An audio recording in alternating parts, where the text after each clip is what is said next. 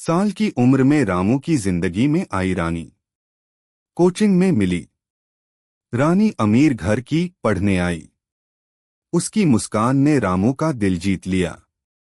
वे साथ पढ़ते, बुद्ध की बातें करते।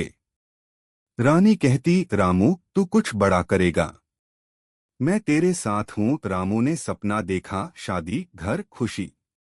लेकिन किस्मत ने साथ छोड़ा। रानी के पिता ने पता चला तो कहा, गरीब रिक्शा वाले से शादी नामुमकिन। रानी को दूसरे शहर भेज दिया। रामू टूट गया। रातें रोते बीतीं। लेकिन पंडित जी की याद आई, प्रेम मोह है, उसे छोड़ो, निर्वाण पाओ। रामू ने ध्यान लगाया। धीरे धीरे दर्द कम हुआ। उसने फैसला किया, परीक्षा दूंगा। रिक्शा चलाते हुए किताबें पढ़ी। नींद कम की। आईआईटी की तैयारी। गांव वालों ने हंसाया, पागल है ये। लेकिन रामू ने सुना नहीं।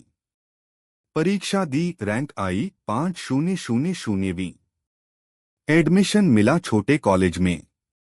खुशी के आंसू आए। अध्याय 4, कॉलेज के तूफान। कॉलेज में रामू अकेला था। अमीर बच्चे हंसते, गांव वाला, प्रोफेसर साहब ने कहा, मेहनत करो। रामू ने किया। लाइब्रेरी में रातें बिताई। दोस्त बने राज, जो बिजनेस आइडिया देता। वे स्टार्टअप की बात करते। रामू ने सोचा, गांव के लिए कुछ करूं। सोलर पैनल जो सूखे से बचाए। लेकिन मुश्किलें आईं। फीस न चुकाई तो निकालने की धमकी। रामू ने पार्ट टाइम ट्यूशन शुरू किया। गरीब बच्चों को पढ़ाया। एक बच्ची सीमा, जो बोली, भैया तुम बुद्ध जैसे हो। रामू मुस्कुराया। फाइनल ईयर में project, solar irrigation system. Fund न था। राज ने कहा, क्राउड फंडिंग करो। रामू ने वीडियो बनाया, गांव की कहानी सुनाई। हजारों ने डोनेट किया। प्रोजेक्ट सफल। अवार्ड मिला। अखबार में खबर, गरीब लड़के की उड़ान। अध्याय 5, वापसी और क्रांति। ग्रेजुएशन के बाद रामू गांव लौटा। पिता अब स्वस्थ, मां गर्व से देखती। उसने कंपनी शुरू की, प्रकाश सोलर। गांव में सोलर पंप लगाए। फसलें लहलहाईं। दूसरे गांव गए। हजारों किसान लाभान्वित। लेकिन चुनौतियां रुकी नहीं। बड़े बिजनेसमैन ने विरोध किया। हमारी दुकान बंद हो जाएगी, धमकियां मिली। एक रात आग लगाने की कोशिश। रामू डरा, लेकिन बुद्ध याद आए, भीरुता छोड़ो, करुणा अपनाओ। उसने मीटिंग बुलाई, कहा, सब मिलकर काम करें, दुश्मन दोस्त बने। रानी लौटी। शादी का प्रस्ताव। रामू ने कहा, अब मैं अमीर हूं, लेकिन प्रेम मोह है, मैं अपनामा गई है। शायद वह भटक गए थे। एक साथ जब हुए रात को रुके तो उनके पास केवल एक रोटी का टुकड़ा और एक छोटी सी बोतल पानी की बच्ची थी। तीनों लोगों को उतना पानी पूरा नहीं हो सकता था। तीनों लोगों को इतनी रोटी से कोई मतलब हल नहीं होता है। तो उन तीनों ने सोचा, बजाय इसके कि हम तीनों इसे खा और तीनों समाप्त हो जाए, या उचित होगा कि एक इसे खा ले, शायद वह मंजिल तक पहुंच जाए। दिन 2 दिन की उसे ताकत मिल जाए। लेकिन कौन खाए उसे? दिन से उन तीनों में विवाद हो गया कि कौन है। इससे कोई निर्णय नहीं हो सका। तो उन तीनों ने यह सोचा कि हम सो जाएं। एक ने सुझाव दिया कि हम तीनों से जो जाएं, और रात जो भी सामने अपने दिखाएं पड़े, सुबह हमें अपने सपनों बताएं। और जिसने श्रेष्ठ अब सपना देखा होगा, वह रोटी और पानी का शुभ अधिकारी हो जाएगा। वे तीनों सो गए। फिर सुबह दूसरे दिन उठ उनमें से एक ने पहले पहले अपना सपना बताया कि मैं बहुत ही श्रेष्ठ सपना देखा। मैंने देखा अपने में परमात्मा खड़ा है, और वह यह कह रहा है कि मैं तेरा आज तक का जीवन अत्यंत पवित्र है। मेरा अतीत एक पवित्रता की कहानी है। तू ही रोटी और पानी के खाने का हकदार है। फिर दूसरे फकीर ने कहा कि मैं भी सपना देखा और मैंने देखा कि अंतरिक्ष से कोई आवाज गुजरती है कि तू ही सड़कदार है रोटी और पानी का क्योंकि तेरा। फिर उन दोनों ने तीसरी मित्र से पूछा कहा कि तुमने क्या देखा। उसने कहा मुझे ना तो कोई आवाज सुनाई पड़ी ना कोई परमात्मा दिखाई पड़ा ना कोई मुझसे बोला। मुझे तो मेरे भीतर से जो खबर आ गई कि तू उठ और जाकर रोटी और पानी खा ले तो मैं धोखा दे चुका हूँ। यह 3 फकीर है, इनमें एक अतीत की कक्षा कथा को श्रेष्ठ समझ रहा है, दूसरे भविष्य के आने वाले दिनों को, लेकिन एक वर्तमान के क्षण को ही जी लिया है, जी चुका है। अनंत के अनुभवों को वेलों को उपलब्ध नहीं होते जो पीछे लौट कर देखते रहते हैं, वे लोग भी नहीं जो आगे का सोचते रहते हैं, केवल वही लोग जो प्रतिक्षण जीते हैं। प्रत्येक क्षण और जीने में जीवन में जो भी उपलब्ध है प्रत्येक क्षण उसे पी लेते हैं और स्वीकार कर लेते हैं और इसे इस भारतीय संविधान कर लेते हैं कि जिससे हम इसके आगे कोई हंसे। तू कौन? मजदूर का बेटा। लेकिन रामू ने हार न मानी, सत्य बोला, मीठा बोला। मैंने देखा मेहनत से फसल अच्छी होती है।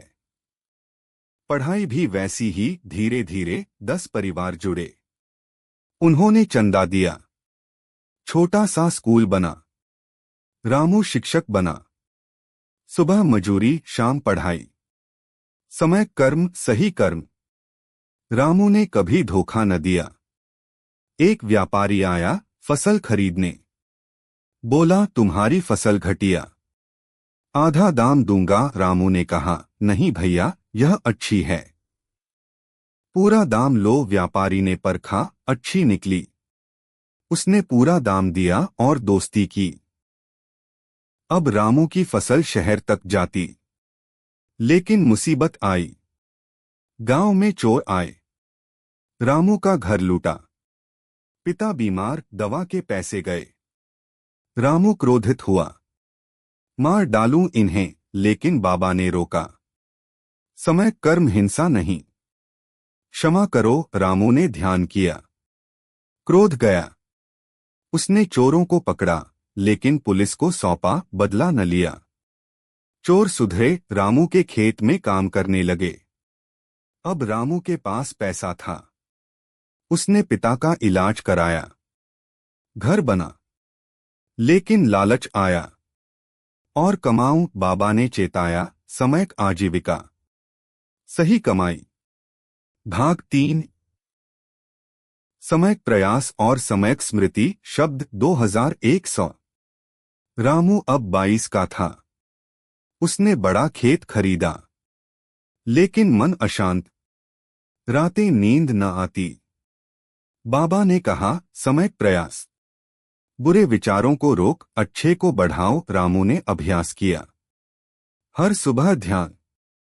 जंगल गया, बुद्ध की तरह, पेड़ के नीचे बैठा। मैं कौन, क्या चाहता? स्मृति आई, बचपन का दुख, लेकिन अब आभार। यह दुख ने मुझे मजबूत बनाया। समयक स्मृति, सही स्मरण। रामू ने डायरी लिखनी शुरू की, रोज के अच्छे कर्म नोट। मन शुद्ध हुआ। गांव में सूखा पड़ा, फसलें मरी, लोग भूखे। रामू ने कहा मिलकर कुआं बनाएं। सबने प्रयास किया। रामू ने शहर से मदद मांगी, सही वाणी से मदद मिली। कुआं बना, पानी आया। गांव ने रामू को सरदार बनाया, लेकिन ईर्ष्या हुई। एक अमीर जमींदार ने कहा यह लड़का हमारा दुश्मन, जाल बिछाया। रामू की फसल जला दी। रामू ने प्रयास किया, आग बुझाई, बीज बोए। स्मृति से याद किया बुद्ध ने कैसे राजा को शांत किया। जमींदार से मिला, भैया दुख सबका साझा, मिलकर चलें। जमींदार पिघला, साझेदार बना। भाग 4, समयक समाधि और मध्य मार्ग। शब्द 2300। रामू अब 28 का। गांव समृद्ध, स्कूल बड़ा, अस्पताल खुला। लेकिन रामू का मन कहता और क्या। गई है, शायद वह भटक गए थे। एक साथ जब हुए रात को रुके तो उनके पास केवल एक रोटी का टुकड़ा और एक छोटी सी बोतल पानी की बच्ची थी। तीनों लोगों को उतना पानी पूरा नहीं हो सकता था। तीनों लोगों को इतनी रोटी से कोई मतलब हल नहीं होता है। तो उन तीनों ने सोचा, बजाय इसके कि हम तीनों इसे खा और तीनों समाप्त हो जाए, या उचित होगा कि एक इसे खा ले, शायद वह मंजिल तक पहुंच जाए, दिन 2 दिन की उसे ताकत मिल जाए। लेकिन कौन खाए उसे? दिन से उन तीनों में विवाद हो गया कि कौन है। इससे कोई निर्णय नहीं हो सका। तो उन तीनों ने यह सोचा कि हम सो जाएं। एक ने सुझाव दिया कि हम तीनों से जो जाएं और रात जो भी सामने अपने दिखाएं पड़े, सुबह हमें अपने सपनों बताएं, और जिसने श्रेष्ठ अब सपना देखा होगा वह रोटी और पानी का शुभ अधिकारी हो जाएगा। वे तीनों सो गए। फिर सुबह दूसरे दिन उठ उनमें से एक ने पहले पहले अपना सपना बताया कि मैं बहुत ही श्रेष्ठ सपना देखा। मैंने देखा अपने में परमात्मा खड़ा है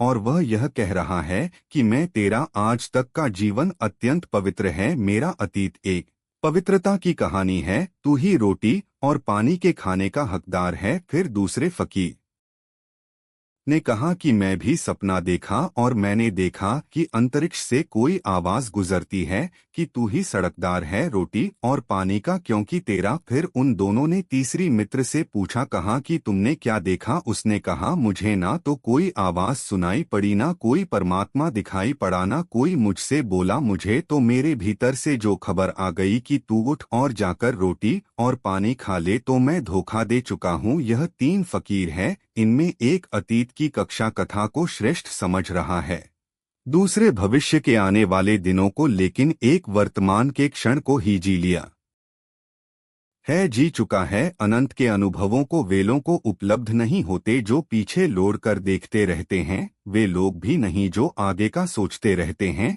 केवल वही लोग जो प्रतिक्षण जीते हैं। प्रत्येक क्षण और जीने में जीवन में जो भी उपलब्ध है, प्रत्येक क्षण उसे पी लेते हैं और स्वीकार कर लेते हैं, और इसे इस भारतीय संविधान कर लेते हैं कि जिससे हम इसके आगे कोई